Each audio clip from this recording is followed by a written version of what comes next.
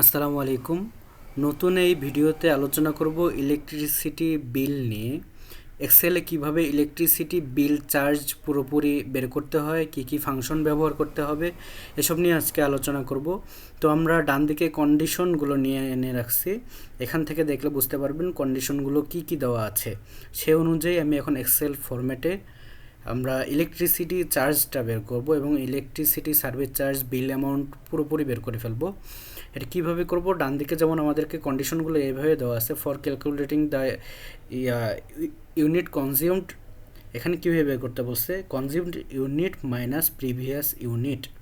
তো আমাদেরকে এখানে ইউনিটগুলো এরকম দিয়েছিল যে 50012, মানে আমাদেরকে একটা স্যাম্পল দেওয়া হয়েছিল, যে স্যাম্পলে এরকম লেখা ছিল। এটা কম বেশিও হতে পারে, সেটা আপনারা কম বেশি যেরকম আসবে সেরকম দিবেন, কিন্তু আমাকে একটা স্যাম্পল দেওয়া হয়েছিল, সেই অনুযায়ী আমি এখানে লিখব। যেমন 50012, তারপরে ছিল 79, তারপরে ছিল 614000, তারপরে 21105, তারপর 3511, 400005, 30052। তারপরটাতে আমাদের এরকম ছিল 30144। আমি সবগুলো আগে লিখে নিচ্ছি।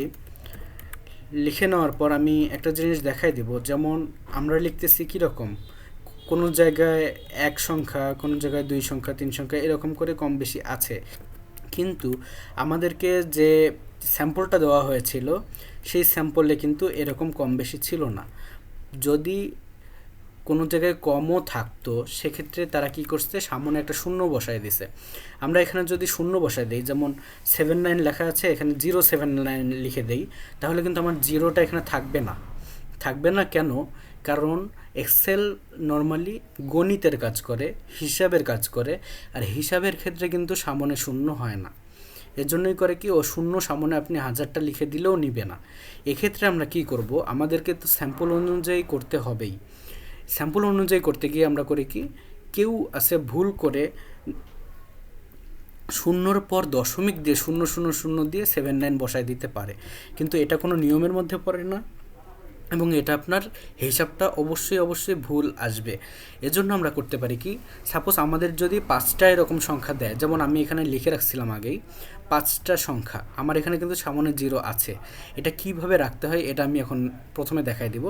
কিভাবে রাখবো, যেখানে আপনার এরকম বেশি সংখ্যা থাকবে বা থাকার সম্ভাবনা আছে, সেই ঘরগুলোকে আপনি সুন্দর করে সিলেক্ট করবেন।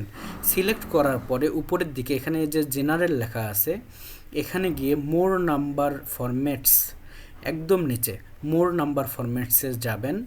গিয়ে নিচে কাস্টম নামে অপশন আছে, কাস্টমে যাবেন।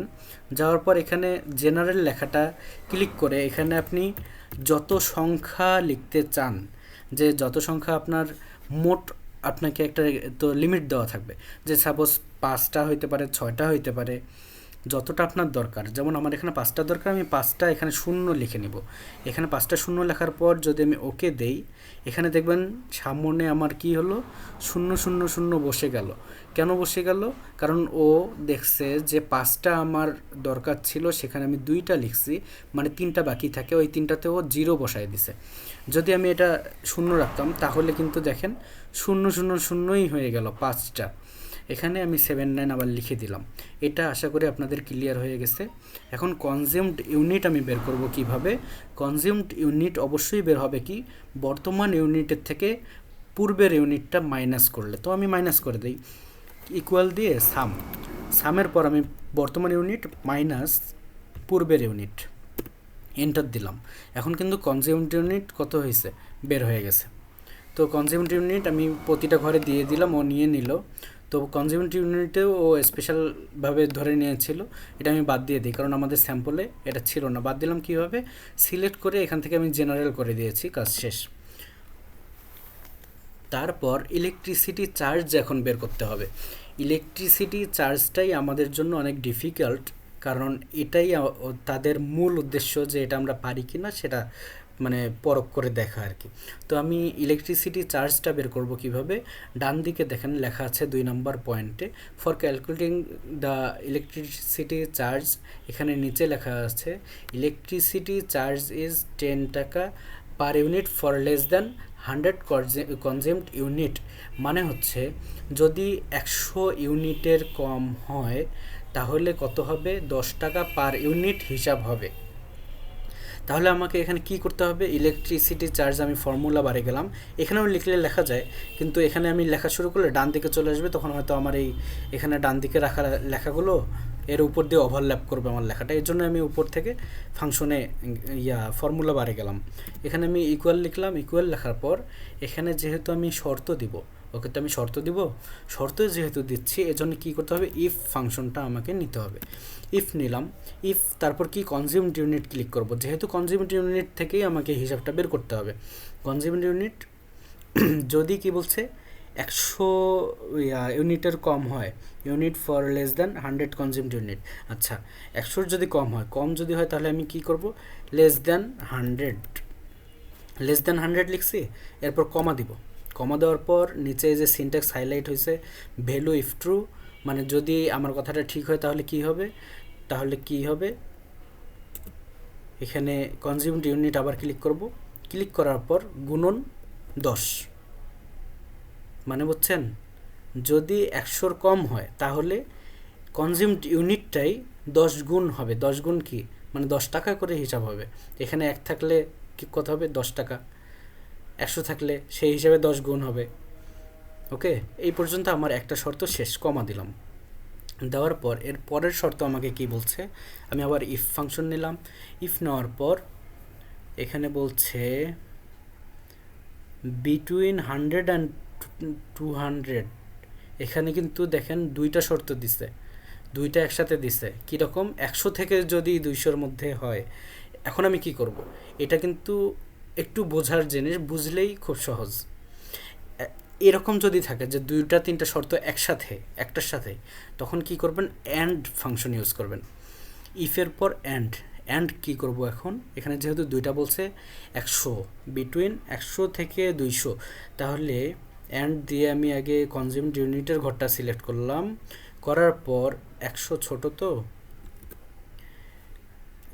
তাহলে কি করতে হবে আমাকে 100, তো এখানে বলছে কত 100 থেকে 200, মানে কি 100 সহ তো হিসাব হবে, এর জন্য 100 এবং ইকুয়াল দিয়েছি এবং গ্রেটার দেন দিয়েছি, এতে ওকে বুঝাইলাম যে 100-র সমান অথবা যদি বড় হয়, কত বড় এটা আমি এখন ডান দিকে দিব, কেমন, আমি আবার কনজিউমড ইউনিটটা সিলেক্ট করলাম, করার পর এখন দিব less than and equal to 200, এর মানে হচ্ছে 100-র সমান বা বেশি অথবা 200-র সমান বা কম যদি হয় তাহলে কি হবে, এখন আমি কমা দিলে হবে না, এখন আমাকে কি করতে হবে, ব্র্যাকেটটা ক্লোজ করতে হবে। কেন ক্লোজ করতে হবে, এই নিয়ে আমি পূর্ববর্তী ভিডিওতে দিয়েছি, তো আমি ক্লোজ করলাম, ক্লোজ করার পর কমা দিব, কমা দেওয়ার পর কি করতে হবে, কনজিউমড ইউনিট আমি সিলেক্ট করলাম, করার পর কত করতে বলছে, 12 টাকা করতে বলছে, কনজিউমড ইউনিট গুণন 12। ওকে, আমার এখানেও একটা শর্ত শেষ। তারপর আমি কি করব, ইফ, আবার যেহেতু আরেকটা শর্ত বাকি আছে, ইফ দিলাম, দেওয়ার পর এখানে কি বলছে যে ইউনিট মোর দ্যান 200, তো এখন আমি আবার কনজিউমড ইউনিট সিলেক্ট করলাম, যেহেতু এটা নিয়ে আমার সব কাজ, কনজিউমড ইউনিট সিলেক্ট করে গ্রেটার দেন 200,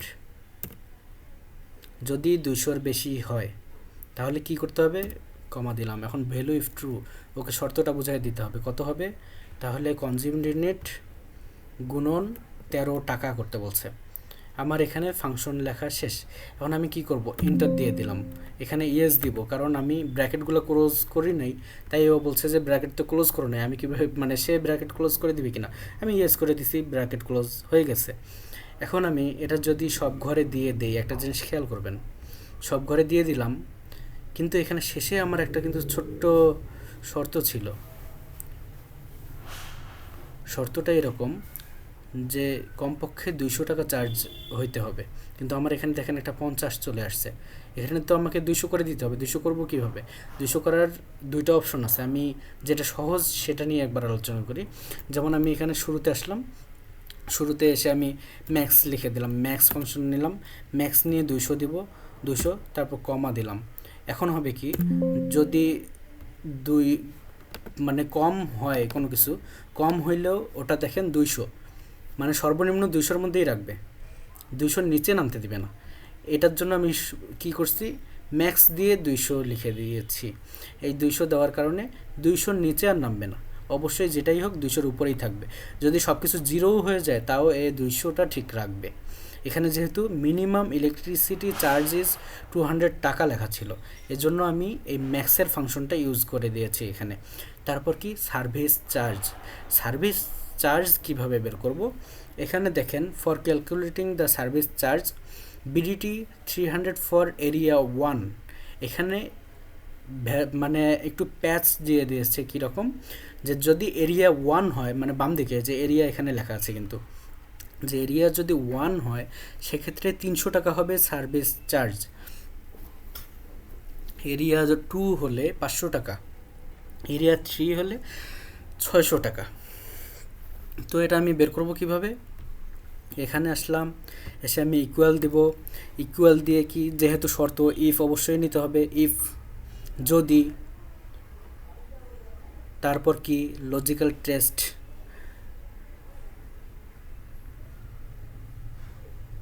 ইফ যদি,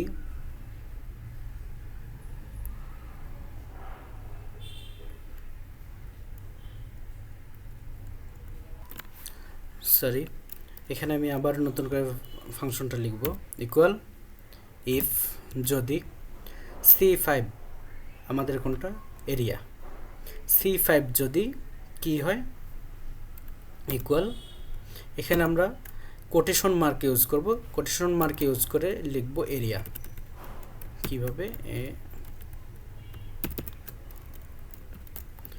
এরিয়া 1 যদি হয় তাহলে কি করব, এখানে ভ্যালু আসবে আমাদের কত দেওয়া আছে 300 কমা, এখানে আমার প্রথম কাজটা শেষ। তারপর আবার ইফ নেব, ইফ নেওয়ার পর এই ঘরটাই যদি সমান কোটেশন মার্কের ভিতরে আমাকে লিখতে হবে, সরি এখানে কোটেশন মার্কে লিখতে হবে এরিয়া 2, যদি এই ঘরটা এরিয়া 2 হয় তাহলে এখানে আমাকে কি লিখে দিবে ও 500, এখানে 500 লিখে দিলাম কমা।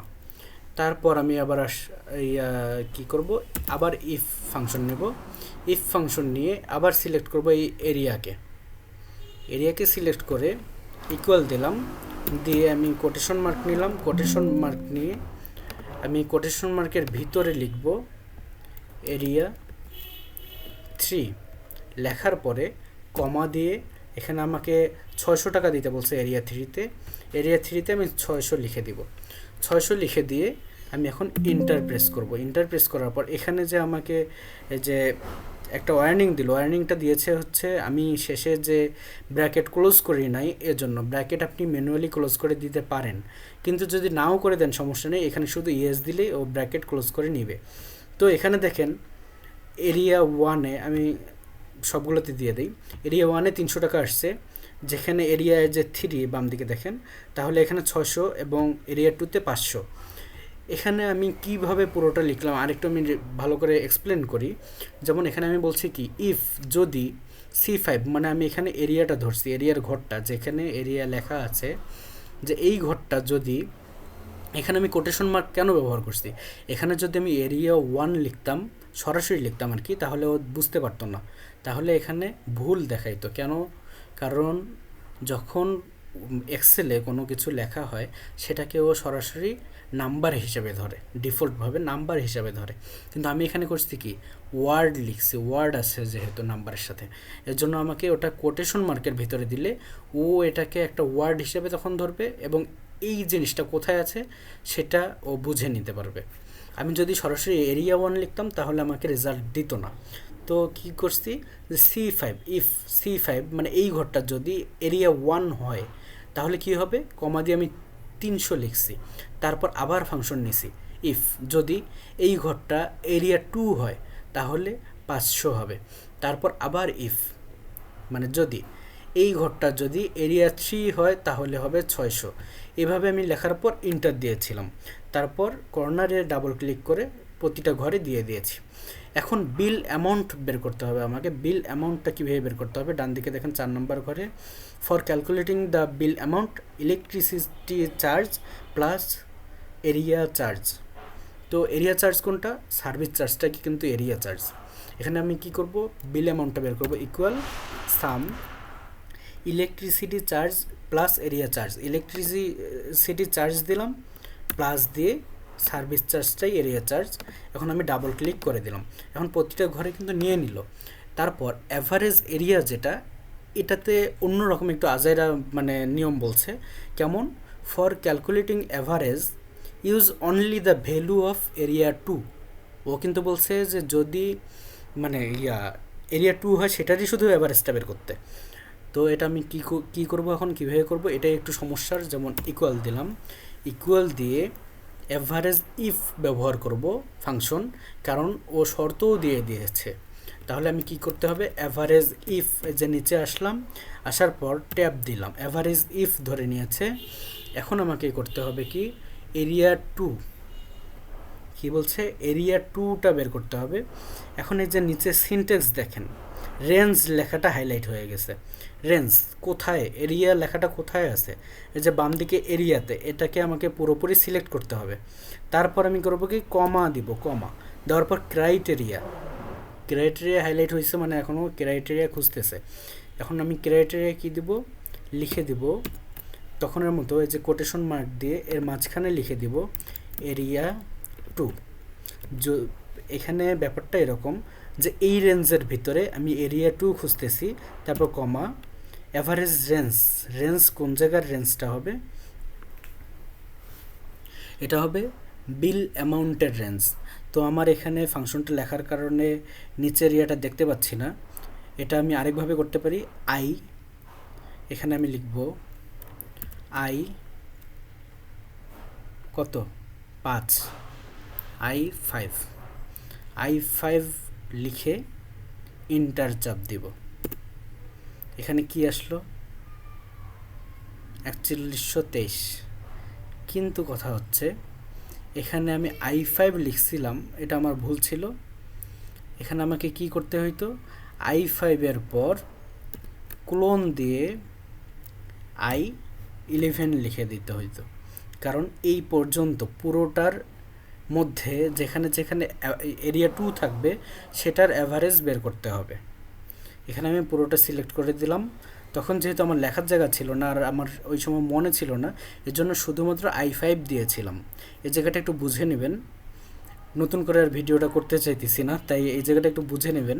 আমি I5 যদিও দিয়েছি, কিন্তু ওখানে দিতে হইতো কি, I5 ক্লোন I11, মানে এখানে পুরো এই ঘরটাকে সিলেক্ট করতে হইতো।